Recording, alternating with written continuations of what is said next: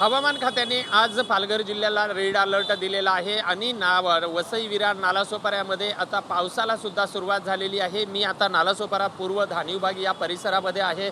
आपण जर बघितलात तर या ठिकाणी हा रस्ता जो आहे हा पूर्णपणे पाण्याखाली गेलेला आहे। रस्त्यामध्ये खड्डे मोठ्या प्रमाणामध्ये पडलेले आहेत आणि त्यातून वाहनधारकांना मार्ग काढणं अतिशय कसरतीचा सामना करावा लागत आहे। आत्ता सकाळच्या वेळेमध्ये पावसाने काही वेळासाठी विश्रांती घेतलेली होती, मात्र आता पावसाने आपली हजेरी लावलेली आहे। एकंदरीतच जर बघितलात तर हा जो रस्ता आहे हा नालासोपारा स्टेशनवरून पेल्लार फाटा महामार्गाकडे जाणारा मुख्य रस्ता आहे आणि हा रस्ता मोठ्या प्रमाणात रहदारीचा आहे।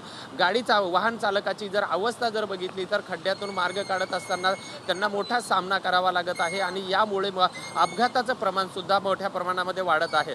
सध्या जर आपण बघितला तर या ठिकाणी पाणी जरी भरलेलं असलं तरी महापालिकेचा सक्शन पंप किंवा महापालिकेचा कोणताही कर्मचारी या ठिकाणी आपल्याला पाण्याचा निचरा करण्यासाठी दिसून येत नाहीये।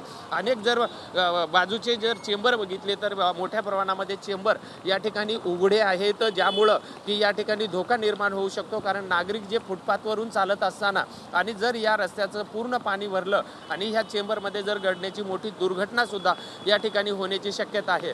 सध्या पावसानं जोर जो आहे हा मोठ्या प्रमाणामध्ये वाढवलेला आहे, कारण आज दिवसभरासाठी पालघर जिल्ह्याला रेड अलर्ट आहे आणि पुढचे 3 ते 4 तासामध्ये मुसळधार ते अतिमुसळधार पाऊस पडण्याची सुद्धा शक्यता वर्तवली जात आहे। त्यामुळं जर पावसाने जर जोर वाढवला तर नालासोपारा वसई विरारमधला जनजीवन मोठ्या प्रमाणामध्ये विस्कळीत होण्याची शक्यता आहे। व्हिडिओ जर्नलिस्ट संतोष कदमसह विजय गायकवाड, TV9 मराठी, नालासोपारा।